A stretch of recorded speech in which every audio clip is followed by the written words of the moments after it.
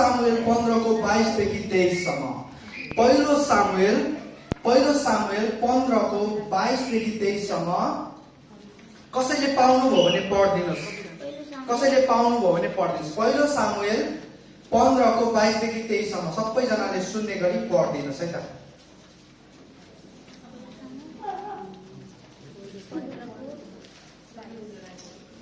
कसैले नयाँ करारतिर खोज्दै हुनुहुन्छ भने यता पुरानो करारतिर पनि यसो आँखा डुलाउनुहोस् है त। पहिलो सामुएल 15 को 22 देखि 23 सम्म कसैले पाउनुभयो भने ठुलो स्वरले पढ्दिनुस् त। पहिलो सामुएल 15 को 22 देखि। तर सामुएलले भने होम बलि र बलिदान भन्दा बेस परमप्रभुले आज्ञा पालन नै रुचाउनु हुन्न र आज्ञा पालन बलिदान भन्दा उत्तम हो र उहाँको वचन मान्नु भेडाको बोसो भन्दा असल हो।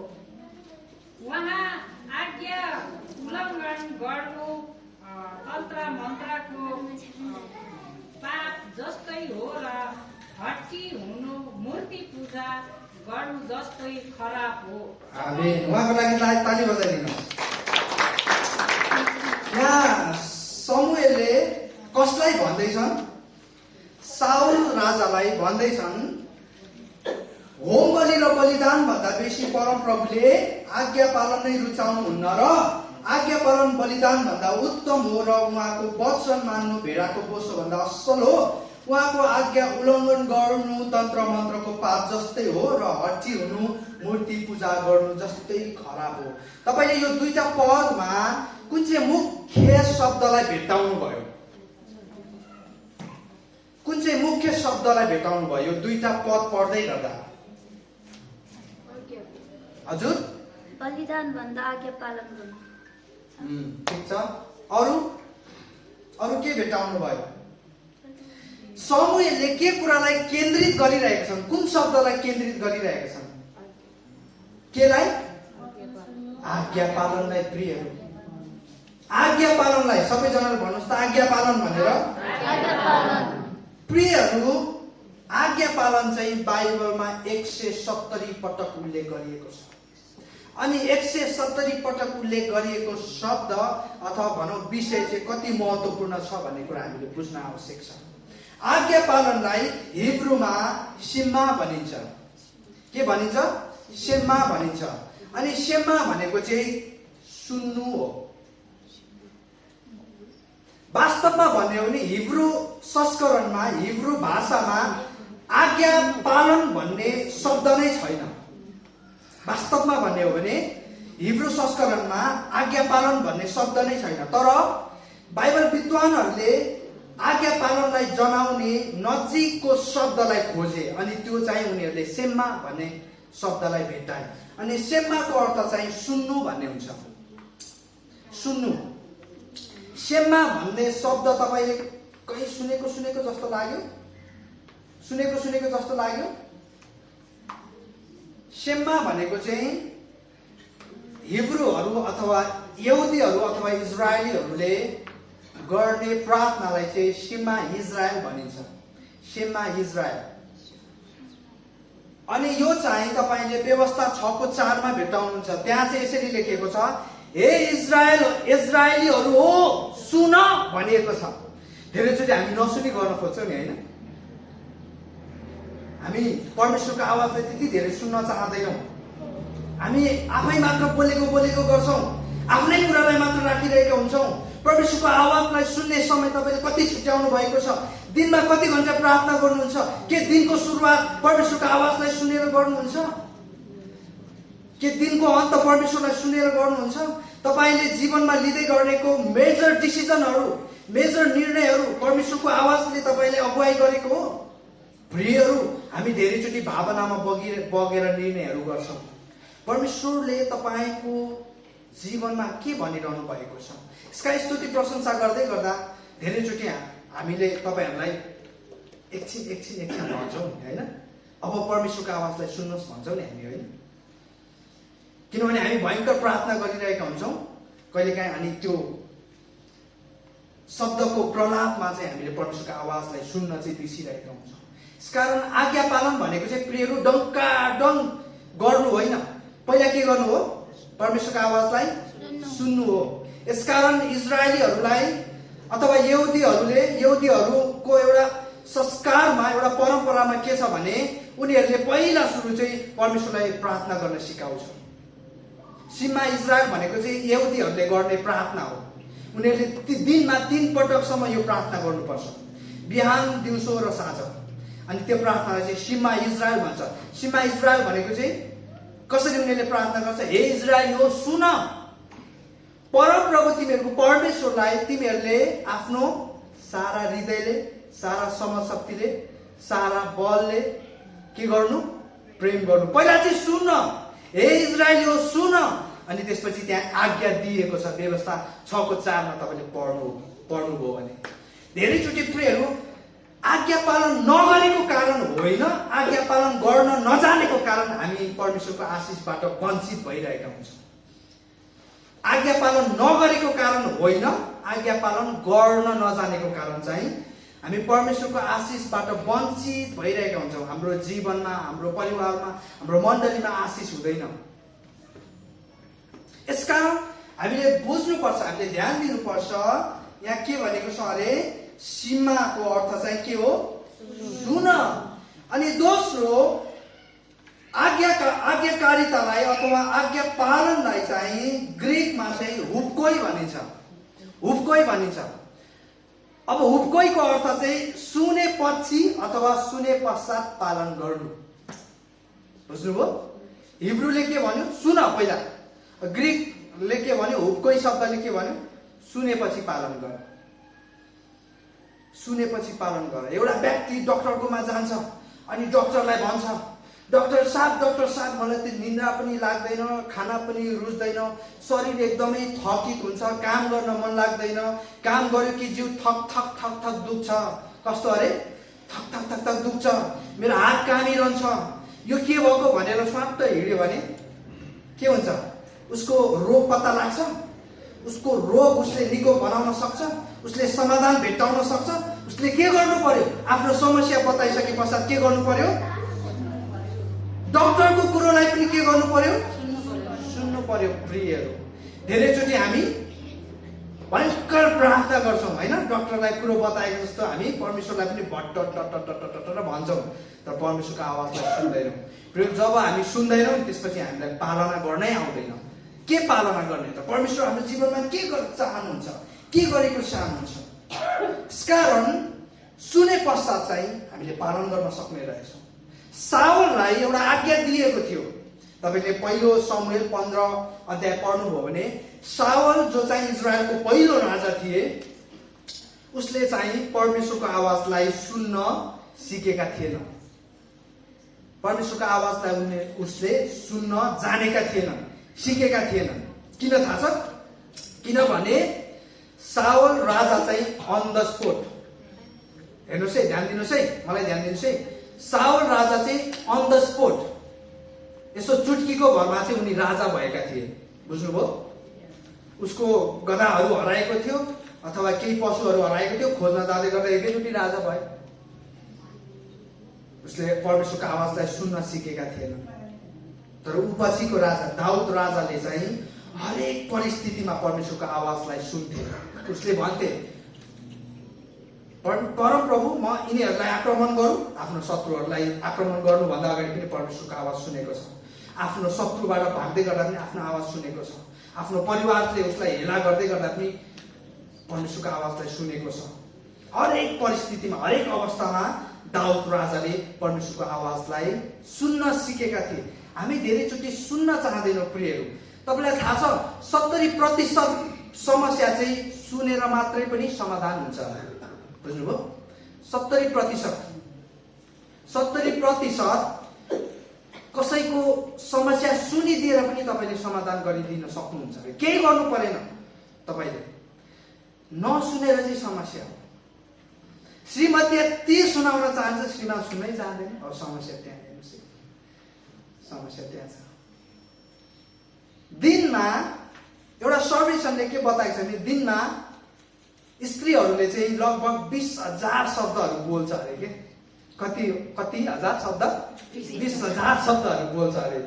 तर पुरुषहरूले चाहिँ कति हजार शब्द बोल्छ होला थाहा छ? गेस गर्नुहोस् त। कति? 7,000 मात्र। 7,000 मात्र बोल्छ। अनि समस्या चाहिँ कति बेला उत्पन्न हुन्छ अरे भने 7,000 शब्द चाहिँ पुरुषहरूले आफ्नो काम गर्ने स्थानमा नै बोलेर सिद्ध्याउँछ अरे के। अफिसमा आफ्नो साथीभाइसँग इष्टमित्र।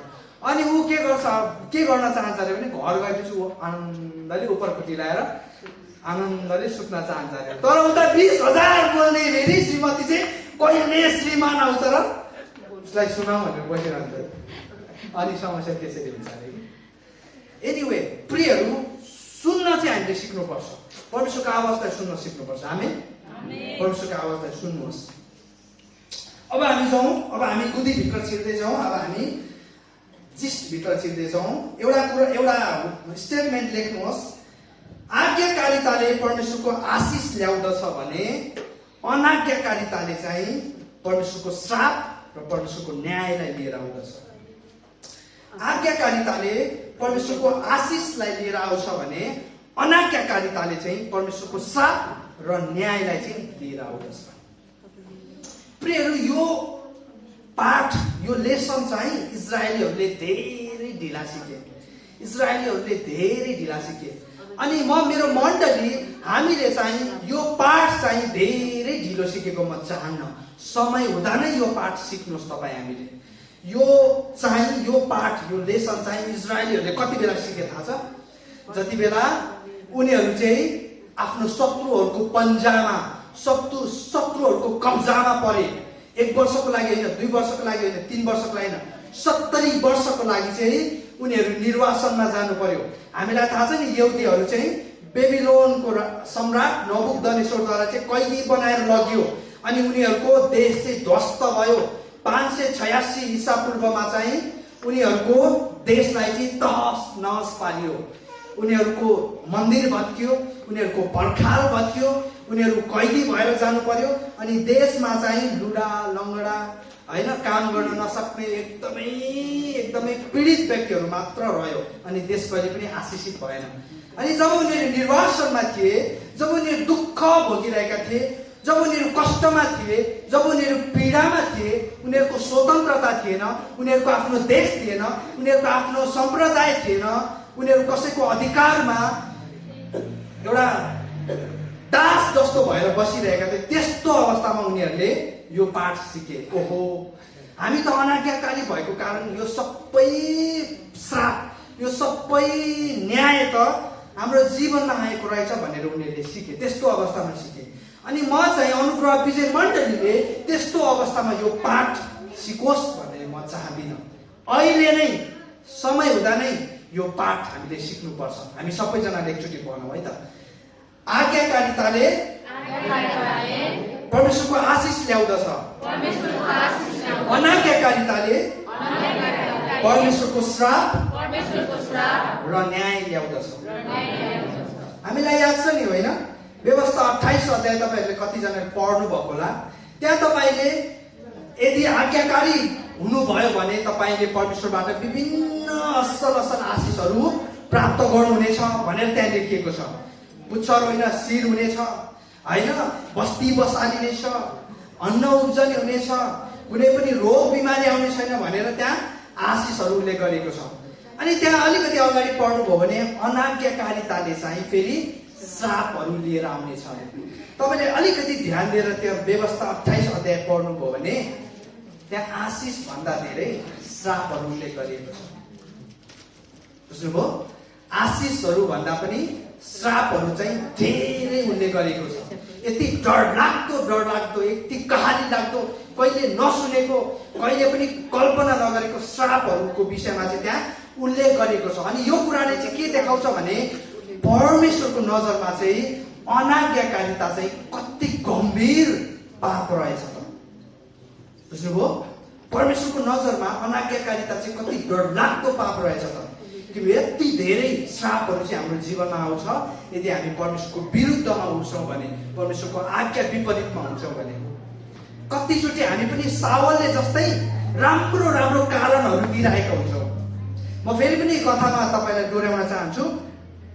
जब पहिलो समुएल 15:22-23 तपाईँले अघि पढ्दै हुनुहुन्थ्यो, त्यो बेला साउलले चाहिँ राम्रो राम्रो कारणहरू दिँदै थियो किन म चाहिँ परमेश्वरको विरुद्धमा अनाज्ञाकारी भए भनेर चाहिँ राम्रो राम्रो कारणहरू दिँदै थियो उसले। कतिचोटि प्रियहरू हाम्रो जीवनमा हामी पनि त्यस्तै राम्रो राम्रो कारणहरू दिइरहेका हुन्छौँ, परमेश्वरको आज्ञा किन मैले तोडेँ भनेर। पास्टर बा, गुरुबा, यति राम्रो सेमिनार गएँ म अस्ति शनिबार, सोचै आउनु भ्याइन, यति राम्रो अति आशिष पाएँ मैले।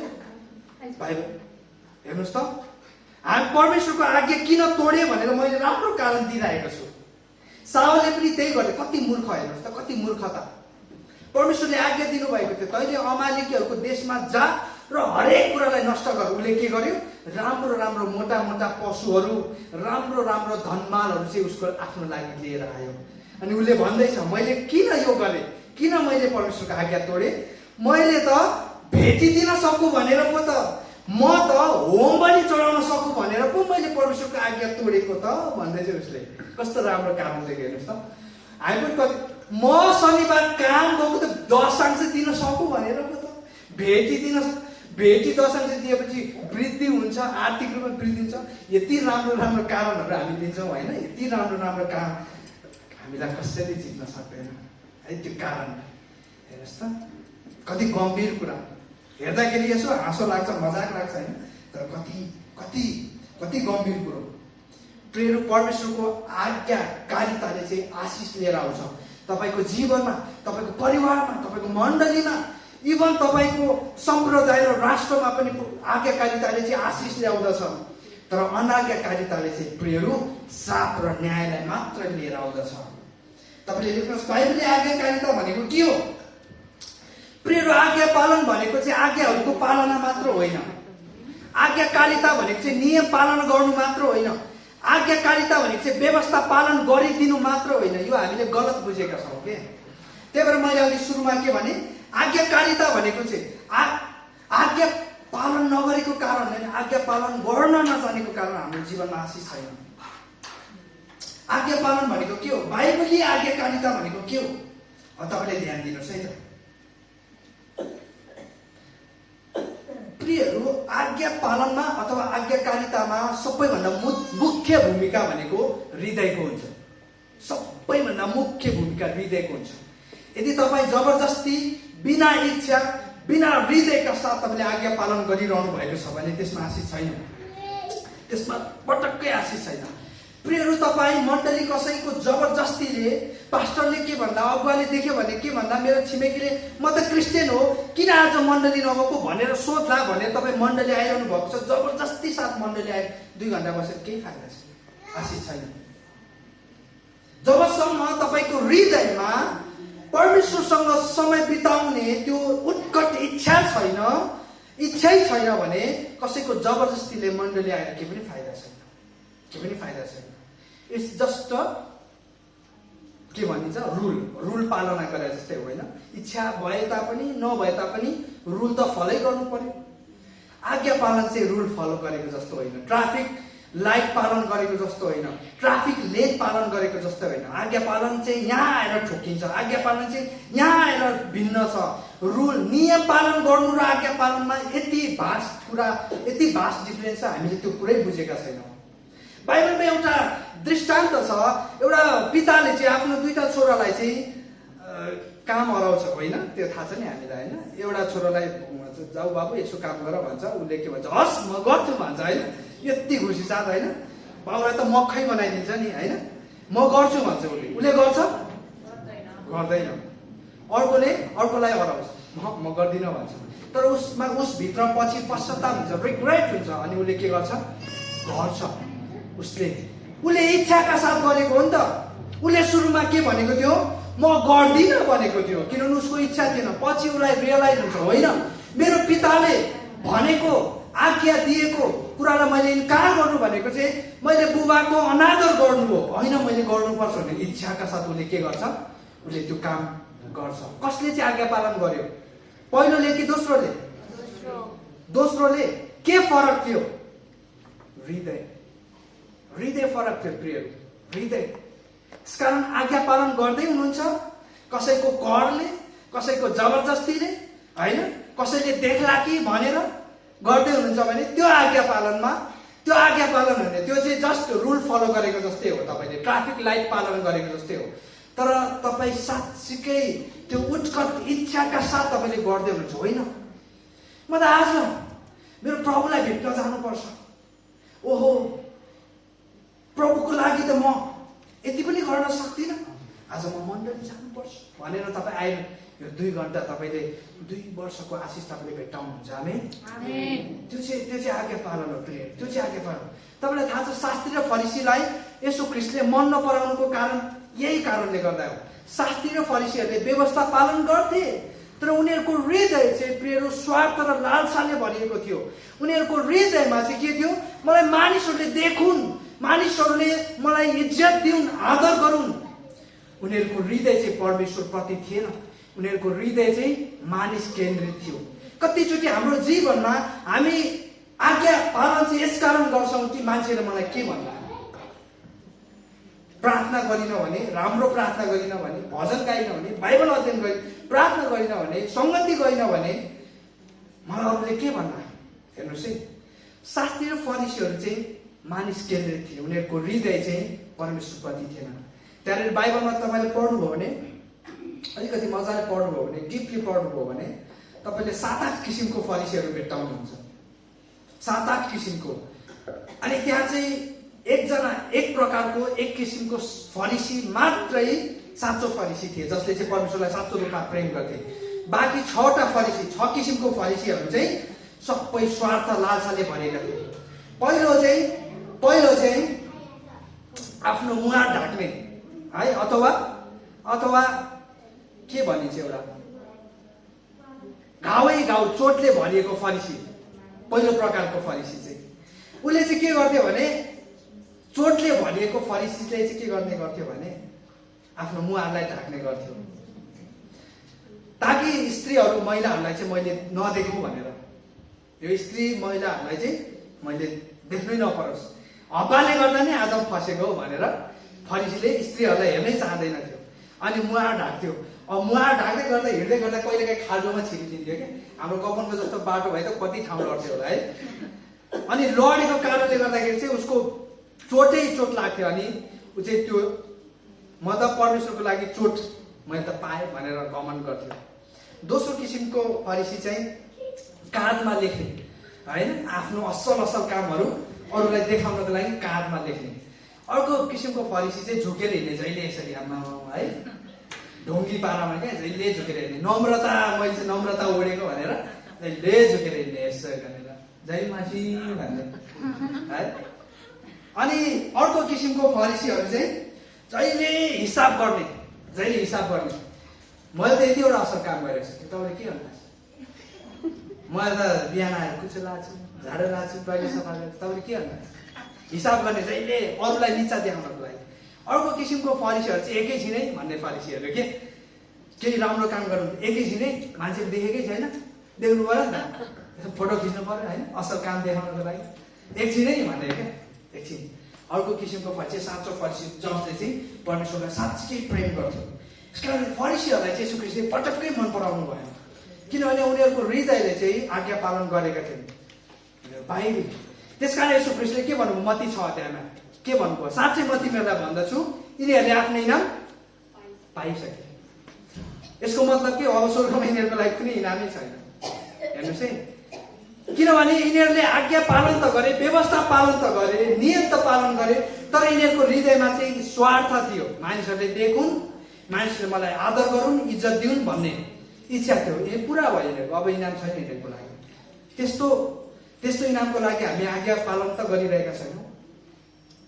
यसकारण कस्तो इनाम चाहन्छौँ हामी, त्यो चाहिँ हामीमा भर पर्छ। यसकारण हामीले ध्यान दिनुपर्छ प्रियहरू, हामीले आज्ञा पालन गर्दै गर्दा बाइबलले आज्ञा पालनले के भन्छ बाइबलले आज्ञाकारितामा सबैभन्दा ठुलो भूमिका के को हुन्छ? हृदयको हुन्छ, हृदयको। अब अगाडि जाउँ। अनाज्ञाकारिता के हो त? त्यसो भए आज्ञाकारिता भनेको हामीले बुझ्यौँ, अलिअलि मलाई विश्वास छ तपाईँले बुझ्नुभयो। अनाज्ञाकारिता भनेको के हो त? तपाईँले लेख्नुहोस्, अनाज्ञाकारिता भनेको के हो त? अनाज्ञाकारिता चाहिँ परमेश्वरको विरुद्धमा गरिने विद्रोह अर्थात् पाप हो। अनाज्ञाकारिता चाहिँ प्रियहरू परमेश्वरको विरुद्धमा गरिने विद्रोह अथवा पाप हो। यो चाहिँ प्रिय, यो चाहिँ पाप हो, चाहिँ गम्भीर पाप हो। पाप मात्र होइन, यो चाहिँ निकै नै गम्भीर पाप हो। अदनको बगैँचामा अलिकति के भयो, हामी फर्क्यौँ है त अदनको बगैँचामा। अनाज्ञाकारिता अथवा विद्रोहलाई बुझाउनको लागि हामी उत्पत्ति पहिलो, दोस्रो, तेस्रो अध्यायलाई पढ्नुपर्ने हुन्छ। विद्रोह चाहिँ त्यहीँबाट सुरुवात भयो। मानिसहरू, हरेक मानिसमा चाहिँ आदमको रगत छ, किनभने परमेश्वरले आदमलाई बनाउनु भयो र फर्केर माटोमा जानु भएन। त्यसकारण हामी सबै आदमकै रगत लिएर हामी यस पृथ्वीमा छौँ। त्यसकारण मानिस विद्रोही हुन्छ, स्वभावै नै विद्रोह गर्न मनपर्छ उसलाई है। त्यसकारण विद्रोह अथवा अनाज्ञाकारिताको विषयमा अलिकति बुझौँ हामीले। अदनको बगैँचामा एउटा घटना घट्यो अनि त्यो घटनाले चाहिँ विद्रोहलाई जन्म दियो। जब परमेश्वरले आदमलाई एउटा आज्ञा दिनुभयो, बगैँचाको तैँले जुनै पनि फल खान सक्छस्, 2:17-18 पढ्नुभयो भने जुनै पनि फल खान सक्छस्, तर तैँले जीवन र मृत्यु दिने अथवा जीवन र मृत्युको फल चाहिँ तैँले के नगर्नु? नखानु। सुत्नु त भएको छैन नि? ओके, तैँले नखानु। जुन दिन तैँले यो खानेछस् त के हुनेछस्? मर्नेछस्। अब त्यो मर्नेछस् भन्ने शब्दलाई तपाईँले अलिकति अध्ययन गर्नुभयो भने हिब्रू संस्करणमा चाहिँ यसको चाहिँ भिन्न अर्थ छ। यसलाई चाहिँ डाइङ यु श्याल डाइ भनिन्छ। मर्नेछस् भन्ने जुन शब्द छ यसलाई चाहिँ डाइङ यु श्याल डाइ भनिएको छ। अर्थात् मरिरहनेछस् अनि एक दिन त के हुनेछस्? मर्नेछस्। तर अदनको बगैँचामा विद्रोह पश्चात आदम मरेन। यसको अर्थात् परमेश्वरले झुटो बोल्नु भएको होइन, उसको आत्मा चाहिँ मर्दै थियो, डाइङ, मरिरहेको थियो र एक दिन ऊ शरीरमा पनि मर्यो है। मरिरहनेछस् र एक दिन मर्नेछस्, निकै फास्ट कुरो, निकै गहिरो कुरो है। प्रियहरू, म एउटा कुरो तपाईँलाई बताउन चाहन्छु। जब हामी परमेश्वरको उपस्थितिमा हुँदैनौँ नि हाम्रो आत्मा मरिरहेको हुन्छ। मरिरहनेछस् र एक दिन मर्नेछस्, डाइ यु श्याल डाइ। यसकारण हामीलाई रियलाइज नहुन सक्छ, हामीलाई पत्तो नहुन सक्छ, तर जब जसै हामी परमेश्वरको उपस्थितिबाट निस्कन्छौँ हाम्रो आत्मा मरिरहेको हुन्छ, मरिरहेको हुन्छ। प्रियहरू, मरिरहेको हुन्छ। जसरी प्रियहरू माछा चाहिँ पानी बिना बाँच्न सक्दैन र जसरी रुख चाहिँ जमिन बिना बाँच्न सक्दैन, मानिस चाहिँ परमेश्वरको उपस्थिति बिना बाँच्न सक्दैन। यसकारण आदमलाई अदनको बगैँचामा सबैभन्दा चाहिएको महत्त्वपूर्ण कुरा चाहिँ परमेश्वरको उपस्थिति थियो। जसै परमेश्वरको आज्ञालाई उसले लट्याएर परमेश्वरको विरुद्धमा ऊ गयो, ऊ परमेश्वरको उपस्थितिबाट निस्किनु पर्यो, किनभने उसले परमेश्वरको विरुद्ध विद्रोह गर्यो। यसकारण अदन भनेको चाहिँ परमेश्वरको उपस्थिति हो। प्रियहरू, कुनै पनि बगैँचा होइन है, फुलले भरिएको, फलफुलले भरिएको, राम्रो राम्रो रुखले भरिएको बगैँचा होइन। अदन भनेको चाहिँ हिब्रू शब्द जसको अर्थ चाहिँ परमेश्वरको उपस्थिति भन्ने हुन्छ। अनि जसै आदम चाहिँ परमेश्वरको उपस्थितिबाट निस्कियो, ऊ चाहिँ मर्न थाल्यो र एक दिन ऊ मर्यो। यसको भन्न खोजेको अर्थ चाहिँ अनाज्ञाकारिताले हामीलाई परमेश्वरको उपस्थितिबाट निकालिदिने रहेछ होइन। किनभने अनाज्ञाकारिताले के गर्यो? अनाज्ञाकारिताले प्रियहरू अदनको बगैँचामा चाहिँ मृत्युलाई चाहिँ एक्टिभ गराइदियो, मृत्युलाई चाहिँ जीवन्त बनाइदियो। जसै परमप्रभुले आदमलाई चाहिँ सास फुकेर जीवन दिनुभयो, जीवन दिँदै गर्दा नै मृत्यु अलरेडी बगैँचामा अस्तित्वमा आयो। तर मृत्यु के थियो? मरणशील अवस्थामा थियो। मृत्युसँग शक्ति थिएन, मृत्युसँग अधिकार थिएन। मृत्युमाथि अधिकार चाहिँ मानिसले गरेको थियो। तर जसै मानिस चाहिँ अनाज्ञाकारी आज्ञाकारी भएर परमेश्वरको विरुद्धमा विद्रोह गर्यो। अब मृत्यु के भयो? शक्तिशाली भयो, मृत्युसँग अधिकार आयो अनि मानिस चाहिँ मर्न थाल्यो। यसकारण अस्ति मैले भन्दै थिएँ मत्ती 16:18 मृत्युमाथि अधिकार दिन आवश्यक थियो। बुझ्नुभयो? किनभने मृत्युले राज गरिरहेको थियो। तीनटा कुरा म तपाईँलाई बताउन चाहन्छु यहाँबाट। आज्ञाकारिता चाहिँ परमेश्वरको विरुद्धमा विद्रोह हो भन्दै गर्दाखेरि तीनटा बुँदा लेख्नुहोस्। तपाईँले तीनटा बुँदा लेख्नुहोस्।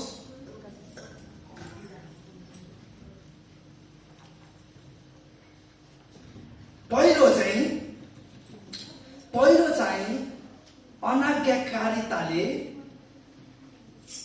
अनाज्ञाकारिताले हामी परमेश्वरको उपस्थितिबाट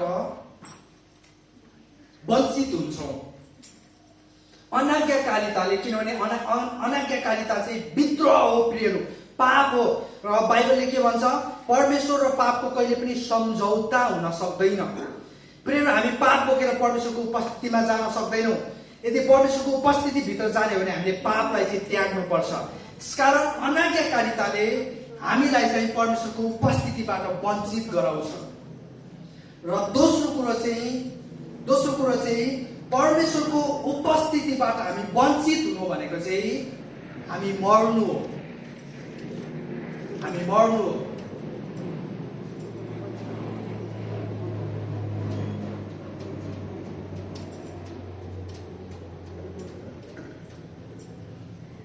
यो दुईटा कुरालाई हामीले निकै नै केन्द्रित भएर हाम्रो जीवनमा चाहिँ हामीले आज्ञा पालनलाई चाहिँ अँगाल्नुपर्छ प्रियहरू। अब अन्तिम बुदामा छौँ र हामी वचनको अन्तिममा आइसकेका छौँ। र तेस्रो कुरो चाहिँ, पहिलो चाहिँ हामीले बाइबलले आज्ञाकारिता के हो यसलाई हेऱ्यौँ। दोस्रो चाहिँ अनाज्ञाकारिता के हो यसलाई पनि हेऱ्यौँ।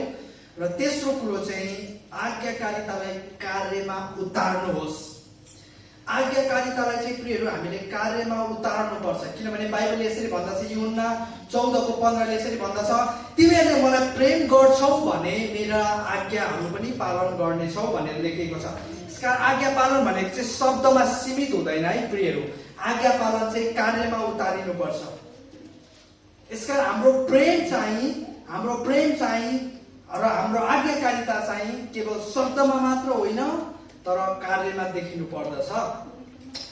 जब अब्राहमलाई परमेश्वरले जाँच गर्नुभयो, उसको विश्वासको, उसको आज्ञाकारिताको जाँच गर्नुभयो, तब अब्राहमले चाहिँ परमेश्वरको आज्ञालाई नत्याएका छैनन्।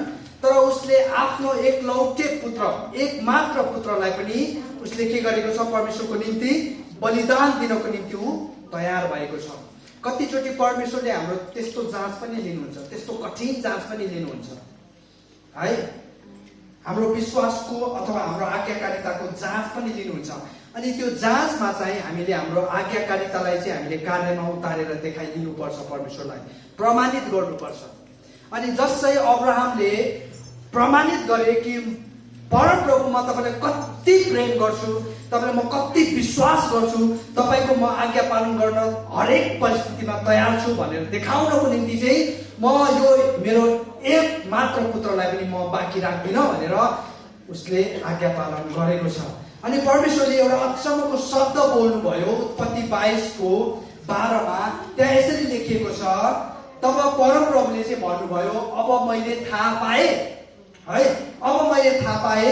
त परमेश्वरसँग डराउँदो रहेछस्, किनकि तेरो एक मात्र छोरालाई पनि मबाट तैँले रोकेर राखिनस्। आमेन। तपाईँलाई थाहा छ अब्राहमको आज्ञाकारिताले चाहिँ उसको सन्तान पुस्ताले पनि आशिष पाएको छ। दाउदको आज्ञाकारिताले चाहिँ हिजकिया राजाले आशिष पाएको छ 350 वर्ष पछाडि। प्रियहरू, आज्ञाकारिताले चाहिँ हाम्रो आउँदो पुस्तामा त्यो आशिष बग्नेछ। आमेन। आशिष बग्नेछ। परमेश्वरले यहाँ के भन्दै हुनुहुन्छ तपाईँले ध्यान दिनुभयो? मैले के भन्दै थिएँ उत्पत्ति 22:12 अब मैले थाहा पाएँ। त्यसो भए परमेश्वरलाई अगाडि चाहिँ थाहा थिएन हो?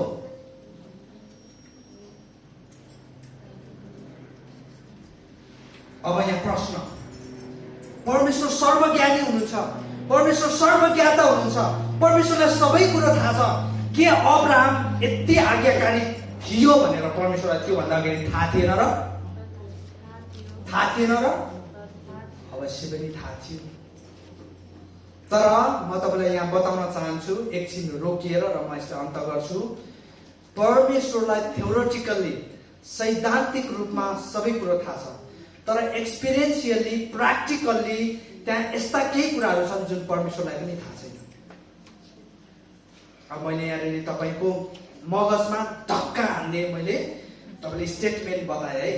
थ्योरेटिकल्ली, सैद्धान्तिक रूपमा परमेश्वरलाई सबै कुरो थाहा छ, तर प्र्याक्टिकल्ली, एक्सपिरियन्सियली त्यहाँ यस्ता कुराहरू छन् जुन परमेश्वरलाई थाहा छैन।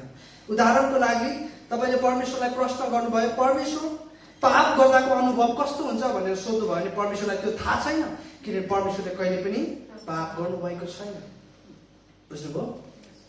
यसकारण थ्योरेटिकल्ली उहाँलाई सबै थाहा छ, एक्सपिरियन्सियली, अनुभवको हिसाबमा त्यहाँ यस्ता केही कुराहरू छन् जुन परमेश्वरलाई थाहा छैन। अनि ती मध्ये तपाईँको आज्ञाकारिता पनि पर्छ। उहाँलाई थाहा छ तपाईँ कति आज्ञाकारी हुनुहुन्छ, किनभने तपाईँले रुँदै कराउँदै होइन, आँसु झार्दै पनि प्रार्थना गर्नुभएको छ, हो कि होइन? है कस्तो हामी प्रार्थना गर्छौँ, आमा आँसु झार्दै, छाती पिट्दै, सिँगार चुहाउँदै, होइन, भयङ्कर प्रार्थना गर्छौँ। परमेश्वरलाई थाहा छ तपाईँ कति विश्वास गर्नुहुन्छ, आज्ञाकारी हुनुहुन्छ, तर उहाँलाई अनुभव छैन। उहाँलाई अनुभव छैन, उहाँले अनुभव गर्नुभएको छैन। यसकारण जब हामी हाम्रो आज्ञाकारितालाई कार्यमा उतार्छौँ नि, अब उहाँलाई अनुभव पनि हुन्छ। आमेन। परमेश्वरलाई थाहा छ तपाईँ कति प्रेम गर्नुहुन्छ, उहाँलाई थाहा छ उहाँलाई, तर उहाँले अनुभव गर्नुभएको छैन तपाईँको प्रेम। जब तपाईँले कार्यमा तपाईँको प्रेमलाई उतार्नुहुन्छ नि, उहाँलाई थाहा मात्र हुँदैन प्रेम, उहाँले त्यो अनुभव पनि गर्न सक्नुहुन्छ। अनि उहाँले भन्नुहुन्छ, अब मलाई थाहा भयो मेरो छोरा मेरो छोरीले मलाई कति प्रेम गर्दो रहेछ, मैले यसलाई के गरेँ? अनुभव गरेँ, अनुभव गरेँ। हामी चाहिँ प्रभुमा तपाईँले यति प्रेम गर्छौँ, यति प्रेम गर्छौँ भन्छ, कस्तो प्रेम हो त्यो? पालामा तीर हानेको प्रेम होला होइन, कस्तो प्रेम हो थाहा छैन, तर भन्छौँ हामी यति प्रेम गर्छौँ, यति प्रेम गर्छौँ। जब समस्या आउँछ तपाईँको जीवनमा, जब परिस्थिति अवस्थाहरू बिग्रदै जान्छ, तपाईँ मण्डली आउनुहुन्न, हो कि होइन? तपाईँलाई प्रार्थना गर्न मन पर्दैन, तपाईँलाई अरूले भजन गाएको मन पर्दैन, हालेलुया हालेलुया हालेलुया, के को हालेलुया? मन पर्दैन तपाईँलाई। मान्छेले कति टेन्सन छ, दुनियाँको टेन्सन मेरै दिमागमा छ, ऊ हालेलुया हालेलुया, हो कि? जब परिस्थिति बिग्रन्छ नि, जब अवस्था बिग्रन्छ नि, जब खल्ती मेरो जस्तै रित्तो हुन्छ नि, त्यसपछि साँचो प्रेम चाहिँ त्यति बेला तपाईँले कार्यमा उतार्नुपर्छ। अनि परमेश्वरलाई अनुभव हुन्छ, अनि परमेश्वरलाई अनुभव हुन्छ। प्रियहरू, म ग्यारेन्टी दिएर भन्न सक्छु, हामी यहाँ अधिकांशले परमेश्वरलाई थाहा मात्र दिएका छौँ, अनुभव दिएका छैनौँ। हामीले एक्सपिरियन्स सेयर गरेका छैनौँ। एक्सपिरियन्स सेयर गर्नुहोस् परमेश्वरसँग। परमेश्वरसँग तपाईँको हृदय साटासाट गर्नुहोस्। प्रियहरू, तपाईँको मगज मात्र होइन, तपाईँको दिमाग मात्र होइन, तपाईँको ज्ञान मात्र होइन, तपाईँको बुद्धि मात्र होइन, तपाईँको हृदयलाई पनि परमेश्वरसँग साट्नुहोस्, अनि परमेश्वरलाई थाहा हुन्छ। प्रियहरू, 21औं शताब्दीमा येशू ख्रीष्टका 12 जना चेलाहरूले चाहिँ परमेश्वरलाई प्रेम मात्र थाहा दिएनन्, अनुभव गरे, अनुभव दिए। उनीहरूले थाहा छ हामीलाई 12 जना चेलाहरू मध्ये होइन, 12 जना नै के भए? शहीद भए। एकजना योनाले मात्र मृत्युलाई चाख्न पाए, होइन? मृत्युलाई योनाले मात्र चाख्न पाए, अरू सबै के भयो? कोही क्रुसमा उल्टो झुन्ड्याएर मरेको छ, कोही तेलमा चोपेर मारेको छ, कसैको टाउको काटिएको छ, कसैलाई घोडाले तानेर पीडा दिएको छ, है? प्रेम चाहिँ प्रियहरू हामीले कार्यमा उतार्नुपर्छ। आज्ञाकारिता चाहिँ प्रियहरू, प्रेम र आज्ञाकारिता चाहिँ हाम्रो कार्यमा उतारिनुपर्छ। हामी एउटा अन्तिम पद पढौँ अनि त्यसपछि अन्त गरौँ। यूहन्ना 3:16 पढौँ है त, है? सबैजना मिलेर पढौँ है त एकचोटि। यूहन्ना 3:16 यसरी भन्दछ, तपाईँले पाउनुभयो? कतिजनालाई कण्ठ पनि होला?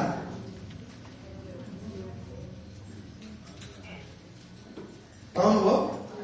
ल एकैजना एकसाथ पढौँ है त। 1 2 3 गो। किनभने परमेश्वरले संसारलाई यस्तो प्रेम गर्नुभयो कि उहाँले आफ्ना एकमात्र पुत्र दिनुभयो, ताकि उहाँमाथि विश्वास गर्ने कोही पनि नाश नहोस् तर त्यसले अनन्त जीवन पाओस्। आमेन।